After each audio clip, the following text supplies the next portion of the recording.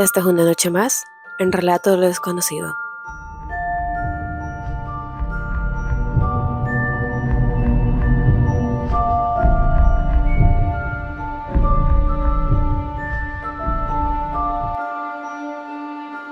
La noche del viernes el 8 de enero de 1988,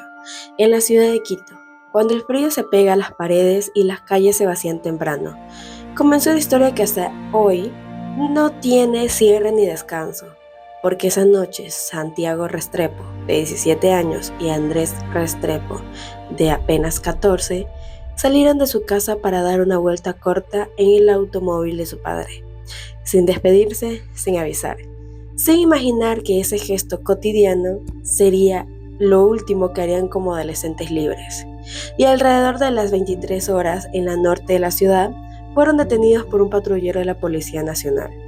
Un hecho que durante años fue negado, pero quedó marcado en la memoria de testigos que vieron el vehículo detenido. A los jóvenes obligados a bajar, escucharon discusiones, gritos y golpes, y los observaron subir a un patrullero del cual nunca más se les vio salir, porque desde ese instante el rastro de los hermanos se perdió como si la tierra los hubiera tragado. Y al día siguiente, 9 de enero de 1988, su padre, Pedro Restrepo, inició una búsqueda desesperada recorriendo comisarías, hospitales, cárceles y morgues, recibiendo siempre la misma respuesta, fría y repetida: aquí no están. Mientras la policía negaba haberlos detenido, una negación que pronto se volvió sospechosa cuando empezaron a surgir versiones oficiales contradictorias. Primero diciendo que los chicos habían escapado, luego que habían huido del país, después que se ahogaron en una laguna, más tarde que nunca existió ningún patrullero involucrado. Sumando más de 7 versiones distintas, ninguna capaz de explicar por qué hubo testigos ni por qué los dos adolescentes desaparecieron en una ciudad vigilada,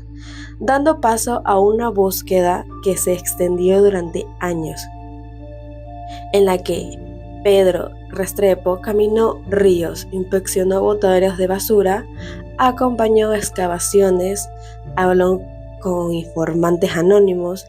entró a cuarteles y enfrentó el silencio institucional,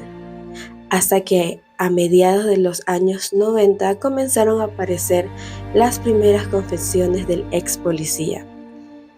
quienes admitieron que los hermanos fueron llevados a un cuartel policial, que fueron golpeados y torturados, que uno de ellos murió durante la agresión y que el otro fue asesinado después. Pero cuando llegó la pregunta más importante, ¿qué hicieron con los cuerpos?, la verdad se fragmentó en relatos contradictorios que hablaban de lagunas, botaderos, incineraciones y lugares imposibles de verificar, lo que llevó a búsquedas oficiales sin resultados, porque no apareció ni un hueso, ni una prenda, ni una prueba definitiva. Y aunque entre 1996 y 2002, varios policías fueron juzgados y condenados, la verdad completa nunca salió a la luz, dejando el caso legalmente cerrado pero humanamente abierto, convertido en un símbolo nacional de abuso de poder y de impunidad. Mientras el tiempo avanzaba y Pedro Restrepo envejecía sin respuesta, hasta que en 2023 murió sin saber dónde están sus hijos, sin una tumba, sin un lugar para despedirse. Y hoy, más de 35 años después, el caso Restrepo sigue siendo una herida que no cicatriza, porque Quito cambió, los nombres cambiaron, las calles cambiaron, pero 2 adolescentes siguen desaparecidos. Y hay quienes aseguran que en las madrugadas silenciosas cerca de antiguos cuarteles policiales se escuchan golpes secos y pasos donde no hay nadie, no como historias de fantasmas, sino como ecos de una verdad que se resiste a morir, recordándonos que el verdadero terror en este caso no es solo lo que ocurrió aquella noche del 8 de enero de 1988, sino que todavía hoy nadie se atreve a decir exactamente qué pasó y dónde están los hermanos Restrepo.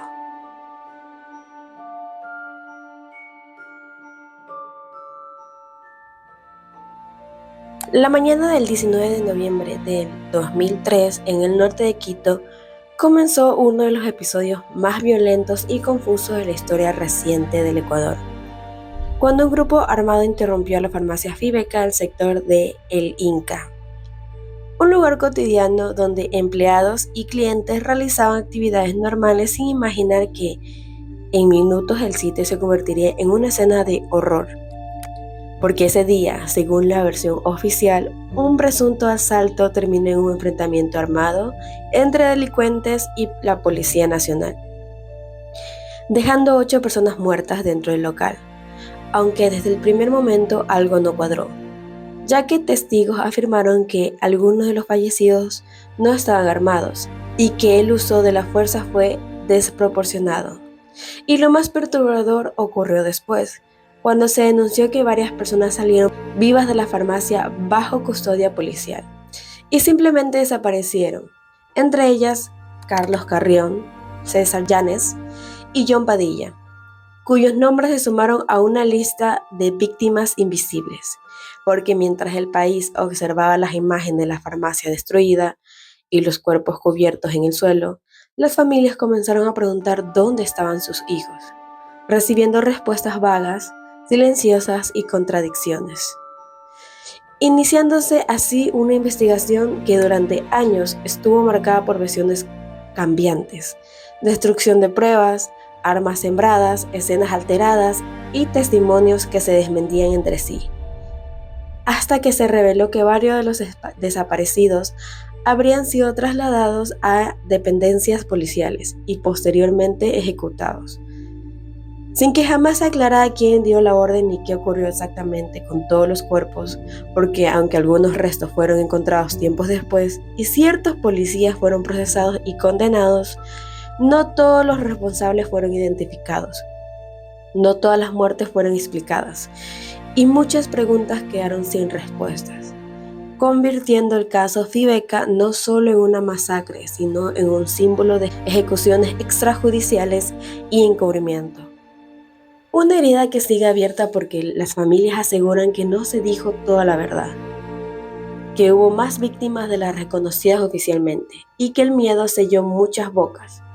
Y hoy, más de 20 años después, el edificio fue demolido, la farmacia ya no existe y la vida cotidiana continúa alrededor del lugar. Pero hay quienes aseguran que ese espacio quedó marcado, que algo se quebró esa mañana de noviembre y que el verdadero terror de ese caso no está solo en los disparos ni en la sangre derramada, sino en que aún hoy nadie puede reconstruir completamente qué pasó dentro de Fibeca y qué destino final tuvieron todas las personas que salieron vivas de ese lugar y nunca regresaron, dejando la sensación de que la verdad, al igual que algunos cuerpos, desapareció para siempre.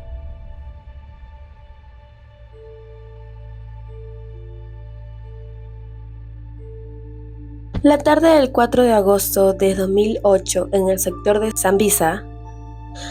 al nororiente de Quito, comenzó una historia que con el paso de los años se volvió más inquietante que cualquier leyenda urbana. Cuando Karina del Pozo Arcos, una joven universitaria de 20 años, salió de su casa como cualquier otro día sin saber que ese sería el último rastro claro de su vida, porque horas después fue reportada como desaparecida. Y durante días su familia la buscó entre hospitales, comisarías y calles, mientras el país apenas prestaba atención. Hasta que el 19 de agosto del 2008 su cuerpo fue hallado en un terreno boscoso de Lumbicí,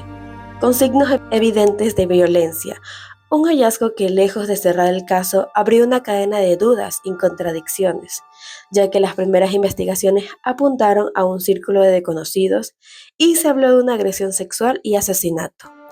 Pero con el paso del tiempo surgieron inconsistencias en los testimonios, pruebas perdidas, cambios de versiones y responsabilidades diluidas, lo que llevó a que, aunque varias personas fueran procesadas y condenadas, nunca se esclareciera completamente qué ocurrió aquella noche, quiénes participaron realmente, ni si hubo más implicados, porque la reconstrucción de los hechos dejó vacíos imposibles de llenar y preguntas sin respuesta sobre los momentos finales de Karina. el lugar exacto donde fue retenida, las horas que estuvo desaparecida y por qué ciertas líneas de investigación nunca se profundizaron, convirtiendo su muerte en un símbolo de impunidad y violencia contra las mujeres en el Ecuador. Un caso que con los años fue perdiendo presencia en los medios, pero no en la memoria colectiva, donde aún se repite que no toda la verdad salió a la luz y que hubo silencios que protegieron a alguien. Y hoy, más de 15 años después, el nombre de Karina del Pozo sigue siendo recordado no solo por la brutalidad del asesinato, sino porque su historia nunca fue cerrada del todo, dejando la sensación de que su voz quedó atrapada en ese terreno vacío del Lumbisi, como un eco que recuerda que hay crímenes que se juzgan, pero nunca se explican completamente y que el verdadero terror no está solo en cómo murió, sino en todo lo que aún no se dijo.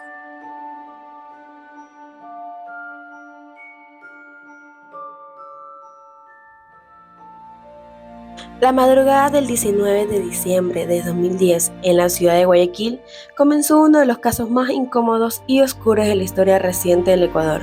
cuando el general de la Fuerza Aérea Ecuatoriana, Jorge Gabela Bueno, excomandante de la FAE,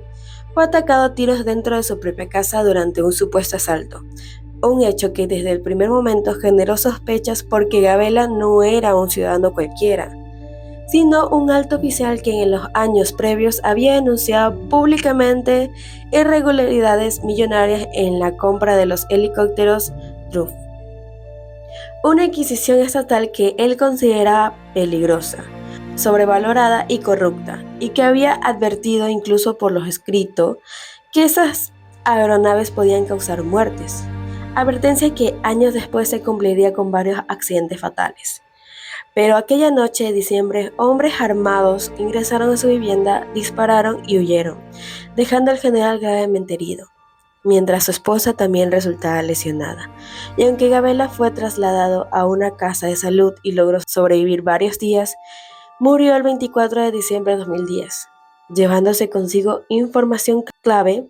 Y aunque oficialmente el hecho fue presentado como un robo violento, desde el inicio hubo inconsistencias, objetos de valor que no fueron robados, movimientos extraños previo al ataque, falla en la seguridad y una investigación que parecía desviarse constantemente porque, mientras se detenía a delincuentes comunes como supuestas responsables materiales,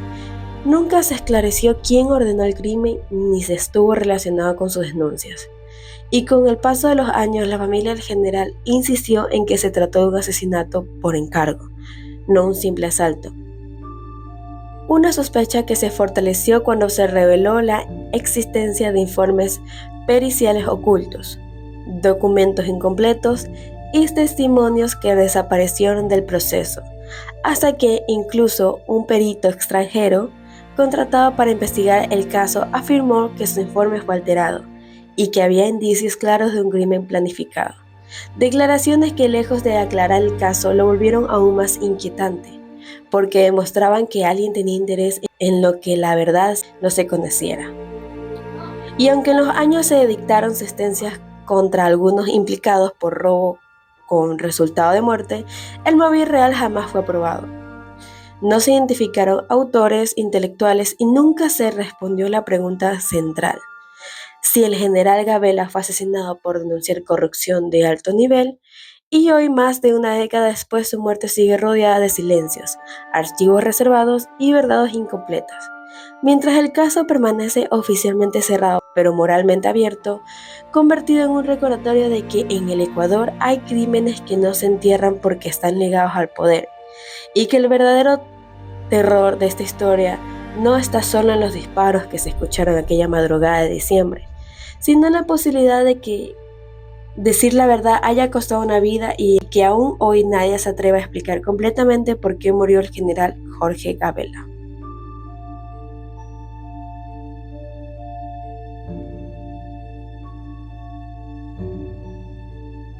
Esto ha sido todo por hoy en Relato de lo Desconocido. Si tú tienes una historia extremadamente paranormal, no te olvides de compartirlo, ponerlo en los comentarios o escribir en este Yver que va a estar justo aquí. Eso ha sido todo por hoy. Hasta la próxima.